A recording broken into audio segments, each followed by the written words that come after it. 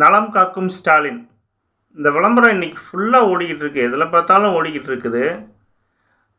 இதுக்கு டாக்டர்ஸ் புதுசாக அப்பாயின்மெண்ட் பண்ணியிருக்காங்களா, இல்லை ஸ்டாஃப்ஸ் புதுசாக அப்பாயின்மெண்ட் பண்ணியிருக்காங்களா என்னன்னு தெரில. இல்லை ஏற்கனவே இருக்கிற ஹாஸ்பிட்டலில் இருக்கிற ஸ்டாஃபோ டாக்டர்ஸையோ தான் எடுத்து இந்த திட்டத்துக்கு போட்டாங்கன்னா ரொம்ப சிரமம். புதுசாக எதுவும் டாக்டர்ஸ் அப்பாயின்ட் பண்ணி இந்த திட்டம் கொண்டு வராங்கன்னா உண்மையாலுமே நல்ல திட்டம் தான், மக்களை தேடி வருதுன்னு.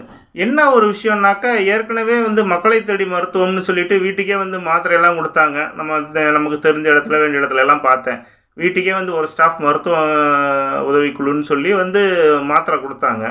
ஒரு 2 மாதம் கொடுத்தாங்க. அதுக்கப்புறமா அவங்க வரவே இல்லை.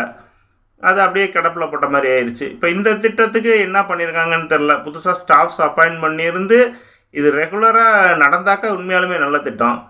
இல்லை ஏற்கனவே இருக்க ஸ்டாஃபை தான் பயன்படுத்துகிறாங்கன்னா ரொம்ப கஷ்டம். ஏற்கனவே நம்ம ஒரு ஹாஸ்பிட்டலில் போய் கேட்டோம்னாக்கா, டாக்டர்ஸ் ஏன் இன்னும் வரல, லேட்டாகுது, இன்னும் ஆள் வரலையே அப்படின்னு சொல்லி கேட்டோம்னா, நைட் ஷிஃப்ட்டு டே ஷிஃப்ட் ரெண்டுமே அவங்க தான் பார்க்குறாங்க, இங்கே டாக்டர் பற்றாக்குறை, அதனால் கொஞ்சம் லேட்டாக தான் வருவாங்க அப்படின்னு சொல்லிட்டு சொல்கிறாங்க. சித்த மருத்துவத்தில் போய் பார்த்தோம்னாக்கா, சித்த மருத்துவத்தில் வாரத்துக்கு 2 நாள் தான் டாக்டர் வருவாங்க. மற்ற நாளில் இருக்கிற ஒரு 2 ஸ்டாஃப் இருக்காங்க, அவங்க தான் மாத்திரை கொடுக்குறது எல்லாம் பண்ணுறாங்க.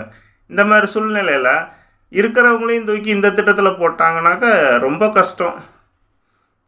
பார்ப்போம், புதுசாக ஸ்டாஃப் போட்டிருந்தாங்கன்னா கொஞ்சம் சந்தோஷமாக இருக்கும். நல்ல திட்டம் தான், வரவேற்போம்.